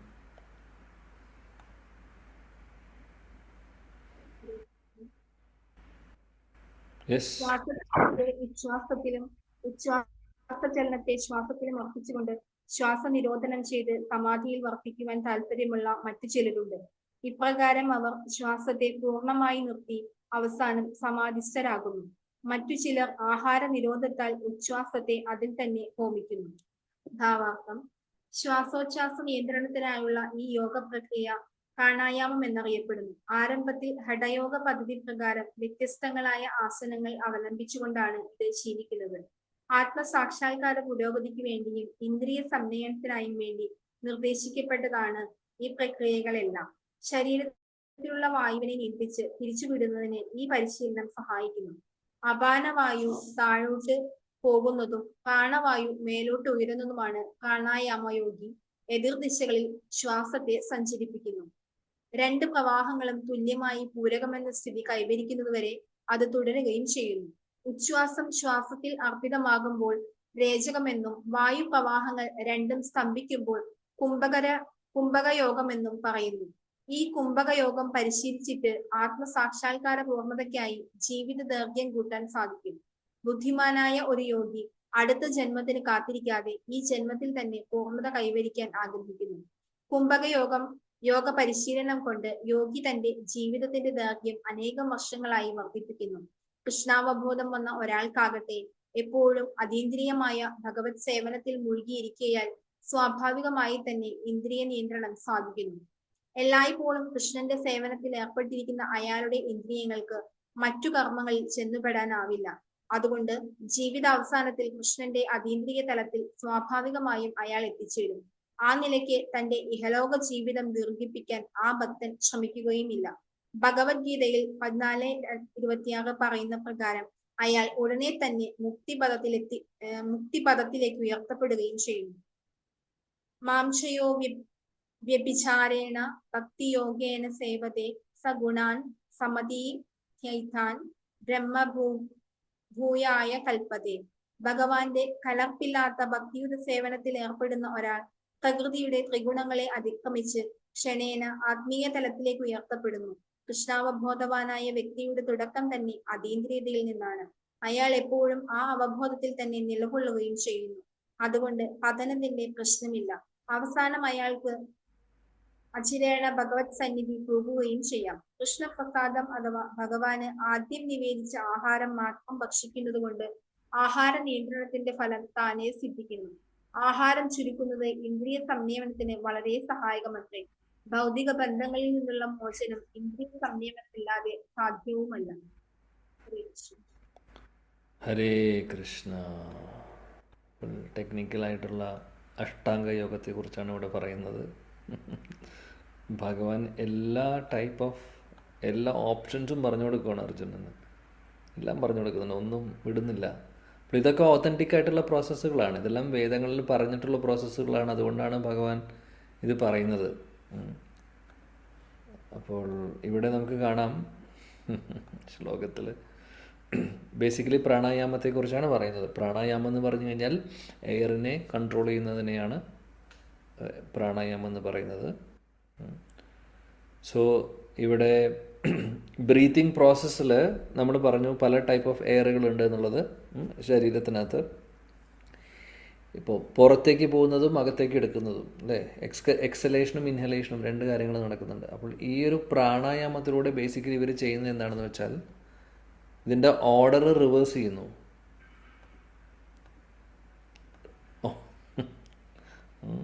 ഓർഡർ റിവേഴ്സ് ചെയ്യുക, കൺട്രോൾ ചെയ്തിട്ട്. അതായത് ഈ എയറിനെ കൺട്രോൾ ചെയ്തിട്ട് ഓർഡർ റിവേഴ്സ് ചെയ്യുമ്പോൾ അപ്പോൾ എന്ത് സംഭവിക്കുന്നു വെച്ചാൽ ആക്ച്വലി നമ്മൾ നേരത്തെ പറഞ്ഞ പോലെ ആയുസ് കൂടുന്നു, പിന്നെ പല മിസ്റ്റിക് ശക്തികൾ കിട്ടുന്നു, അങ്ങനെ പല പല സംഭവങ്ങളുണ്ട്. ഈവൻ കോൺസെൻട്രേഷൻ കൂടാനൊക്കെ ബെസ്റ്റാണ് പ്രാണായാമം. ഈ ഒരു ലെവലിൽ ചെയ്യാൻ പറ്റിയില്ലെങ്കിലും നമ്മൾ സാധാരണ യോഗ ചെയ്യുന്നവരുണ്ട്, അതിൽ പ്രാണായാമം ചെയ്യുന്നവരുണ്ട്.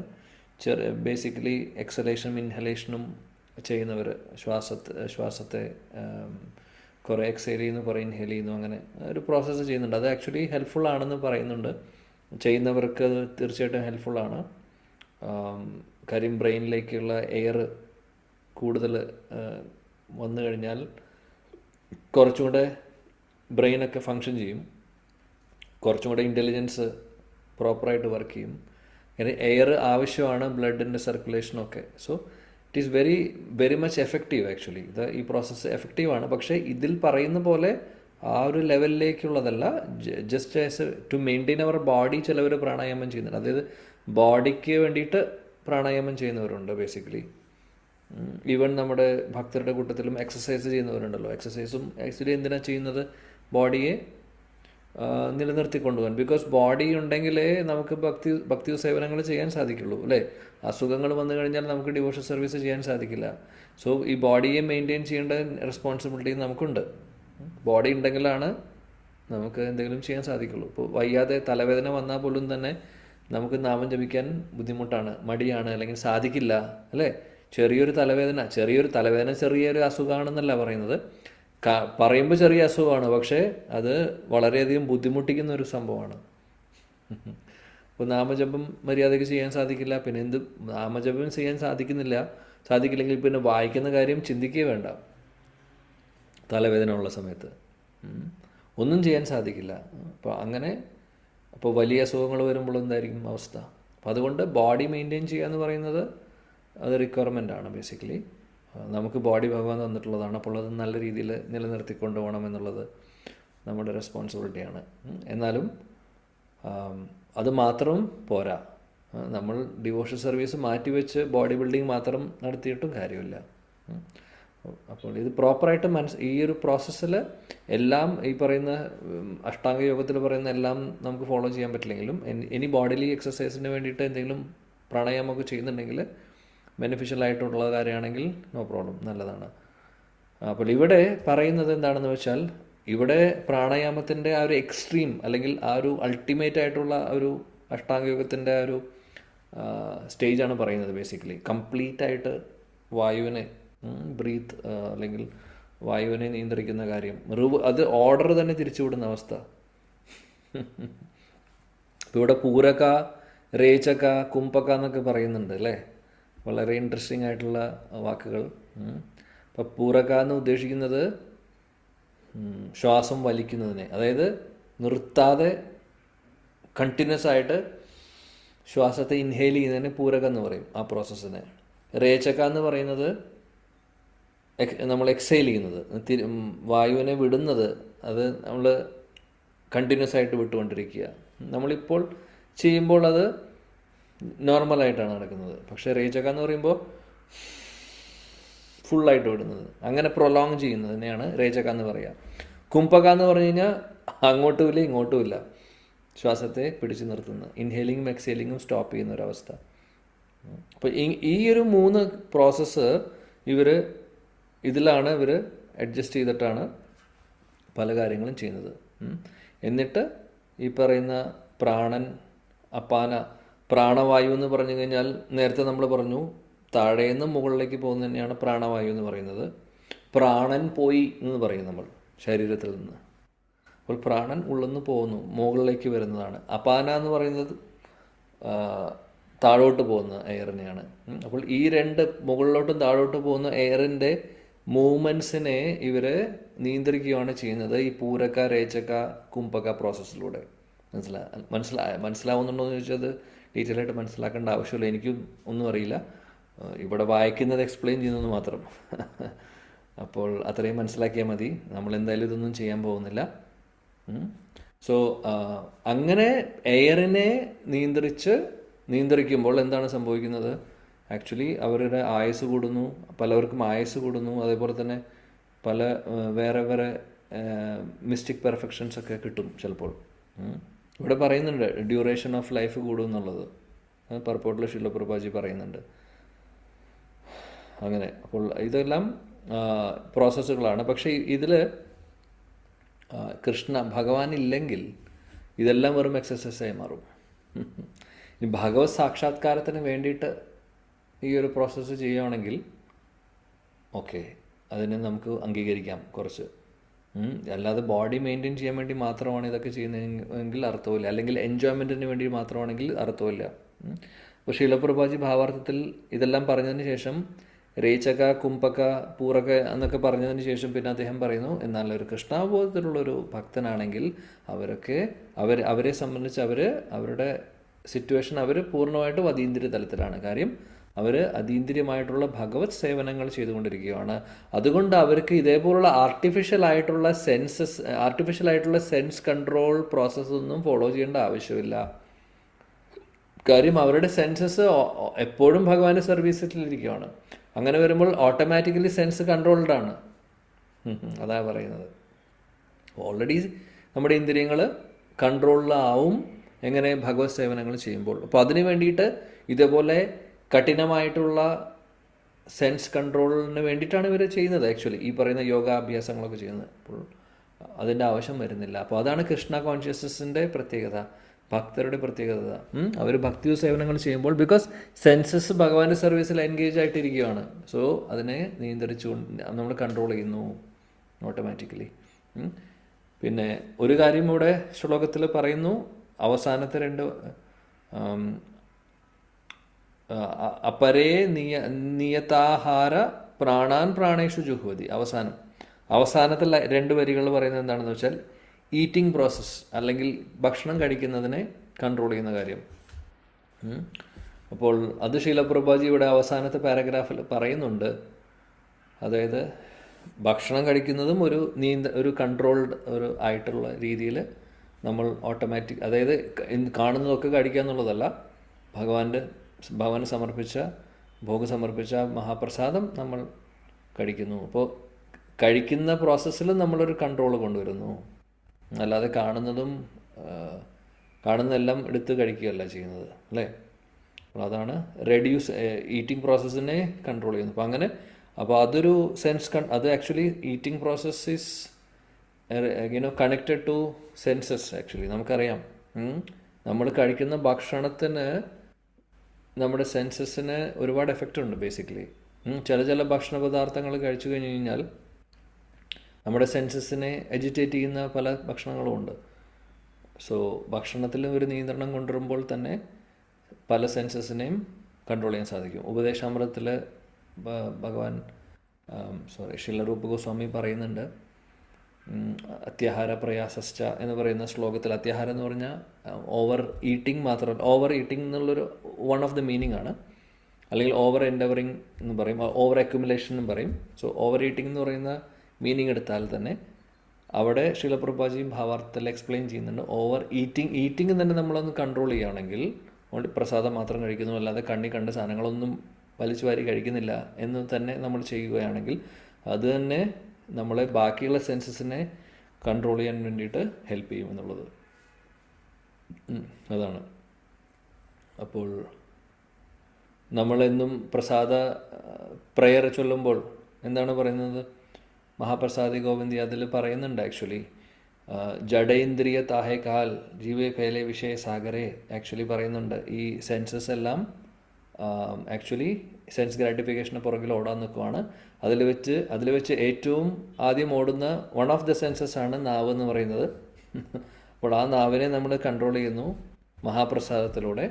ഭഗവാന്റെ മഹാപ്രസാദം കഴിക്കുമ്പോൾ നമ്മുടെ നാവ് കൺട്രോൾഡ് ആവുന്നു, കൂട്ടത്തിൽ മറ്റുള്ള ഇന്ദ്രിയങ്ങളെല്ലാം സബ്സിക്വൻ്റ്ലി കൺട്രോൾഡ് ആവുന്നു. പിന്നെ ഈ നാവ് പിന്നെ രാധാകൃഷ്ണ രാധാകൃഷ്ണൻ്റെ ഗുണങ്ങൾ പറയാനും നാമം ജപിക്കാനും മാത്രം ആണ് പിന്നെ യൂസ് ആവുന്നത്, എൻഗേജ് ആവുന്നത്, അല്ലാതെ അനാവശ്യ സാധനങ്ങൾ കഴിക്കാനോ ഒന്നുമല്ല. സോ ഈറ്റിംഗ് പ്രോസസ്സിലും ഈറ്റിംഗ് എന്ന് പറയുന്ന കാര്യത്തിലും ഭക്ഷണം കഴിക്കുന്നതിലും ആക്ച്വലി സെൻസ് കൺട്രോളിലും തമ്മിൽ കണക്ഷൻ ഉണ്ട് എന്നുള്ളതും കൂടെ നമ്മളിവിടെ ഓർക്കുക. ഓക്കെ. സോ ഫൈനലി ശീല പ്രഭുപാദി പറയുന്നു, ഇന്ദ്രിയങ്ങളെ നിയന്ത്രിച്ചില്ലെങ്കിൽ നമുക്ക് ഇവിടെ നിന്ന് രക്ഷപ്പെടാൻ സാധിക്കില്ല. ഈ ഭൗതിക ലോകത്തിൽ നിന്ന് രക്ഷപ്പെടണമെങ്കിൽ ഇന്ദ്രിയ നിയന്ത്രണം വളരെ അത്യാവശ്യമാണ്. ഇല്ലെങ്കിൽ നമ്മളിവിടെ തന്നെ എൻടാങ്കിൾഡ് ആയിട്ടിരിക്കും. നമ്മളിവിടെ ഇരിക്കാനുള്ള മെയിൻ കാര്യം അത് തന്നെയാണ്, ഇന്ദ്രിയങ്ങളെ പ്രോപ്പർലി നമ്മൾ കൺട്രോൾ ചെയ്യാത്തത് കൊണ്ടാണ് ബേസിക്കലി. ഓക്കെ. സോ ഓൾറെഡി ലേറ്റായി, ഞാൻ സമയം നോക്കിയില്ല, ക്ഷമിക്കണം. ഹരേ കൃഷ്ണ കൃഷ്ണ കൃഷ്ണ ഹരേ ഹരേ, ഹരേ രാം രാം രാം ഹരേ ഹരേ. श्रीमद् भगवद गीता की जय, जगत गुरु शिला प्रभुपाद की जय, गौड़ीय गुरु वृंद की जय, समवेद गौर भक्त वृंद की जय, निताय गौर प्रेमानंदे। हरे कृष्ण। Thank you.